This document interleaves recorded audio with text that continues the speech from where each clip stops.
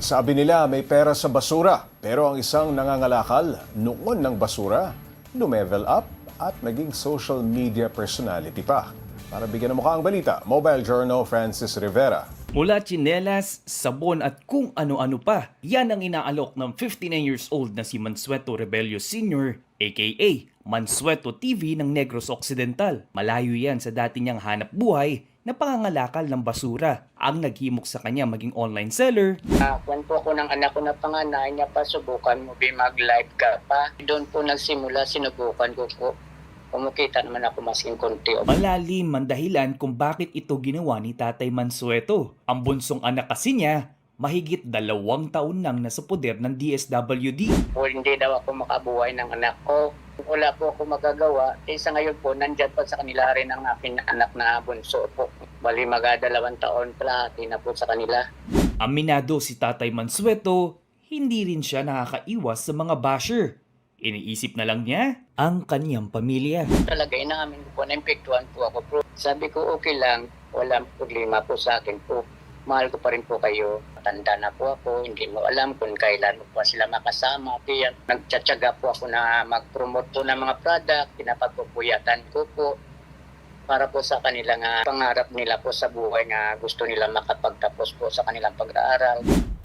Kanya-kanya man ang diskarte natin kung paano harapin ang hamon ng buhay. Ang mahalaga, lumalaban tayo ng patas. Mobile Journal Francis Rivera po, hatid ang mukha ng balita. Pag-usapan pa natin si Mansueto TV kasama si Mobile Journal Francis Rivera.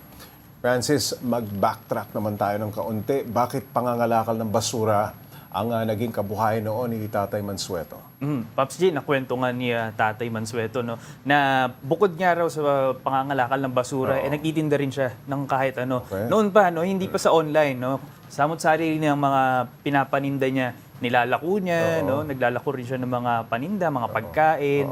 So, minsan, sumasideline din siya sa pangangalakal ng basura. Okay, yung nangyari sa bunsong anak niya, bakit umabot sa puntong kinailangan itong kunin ng DSWD? Pops J, ang kwento sa atin ni Tatay Mansueto dahil daw ay hindi daw yung capacity niya na bumuhay ng bata ay hindi sapat. Kaya kinuha muna pansamantala ng DSWD o nasa kustodiya ng DSWD ang kanyang bunsong anak.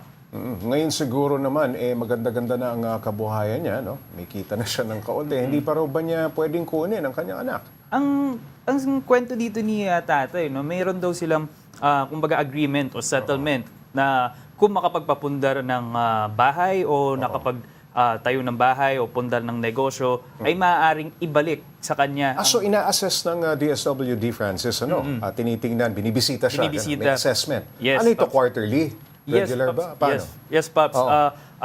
Ngayon, medyo hindi niya na nabibisita yung anak niya dahil yung isang anak niya naman na-ospital.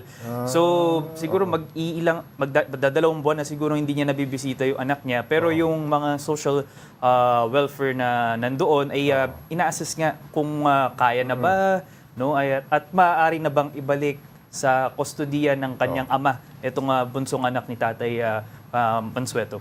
So sa ngayon, hindi pa? Hindi pa. Nandun pa rin sa kustodiya ng DSWD. Kamusta naman, Francis, ang iba pang mga anak ni Tatay Mansueto? May asawa pa ba siya?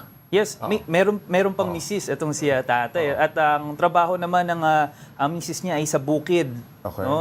Hindi rin sapat daw ang kanilang Nasa kinikita. probinsya. Probinsya talaga. So, nasa bukid, magsasaka daw. At yung mga anak niya naman ay nag-aaral. Talagang kinakayod kasi niya tatay na pag-aralin itong mga anak niya.